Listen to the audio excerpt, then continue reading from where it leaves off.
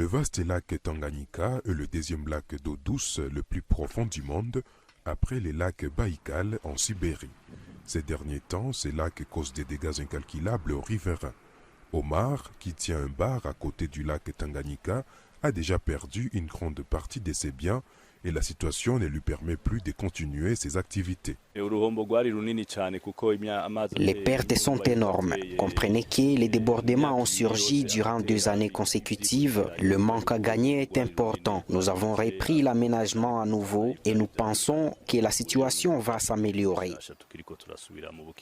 Selon les experts, en raison de la persistance des fortes pluies, des inondations, des vents violents et des bouleversements géologiques, les eaux du lac ont monté de plus de 5 mètres ces dernières années, mais aussi cette montée des eaux est aussi expliquée par la prolifération des déchets ménagers et des plastiques, comme en témoigne Diodène Moujojoma de l'association Ensemble pour la protection de l'environnement. Il y a des déchets ménagers que sans cesse nous déversons les hommes riverains, les habitants riverains du lac Tanganyika déversent dans le lac les déchets ménagers. Il y a les huiles de moteur, vous voyez, lorsqu'on est en train de faire le nettoyage des véhicules, quand on est en train de faire le graissage, tout ça se déverse dans le lac Tanganyika.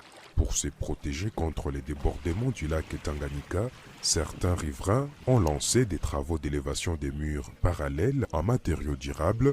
C'est le cas des Abrons Chimirimana, pasteur, dont l'église est déjà attaquée par les eaux. Ça fait plus de 2 ans que nous sommes dans de tels problèmes. On ne pouvait pas accéder à nos locaux via cette entrée. Il y a des dégâts qui ont été occasionnés par ces eaux, des classes qui ont été inondées.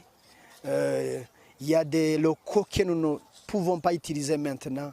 Ça va demander beaucoup de fonds. Il y a beaucoup de dégâts. Jusqu'à présent, on estime que plus de 5000 ménages sont déjà touchés. Les organisations humanitaires demandent la mise en place d'un financement plus important pour fournir une réponse plus complète au nombre croissant de personnes touchées par les inondations et pour éviter des impacts encore plus désastreux. Zanem Netizaïdi pour CGTN français.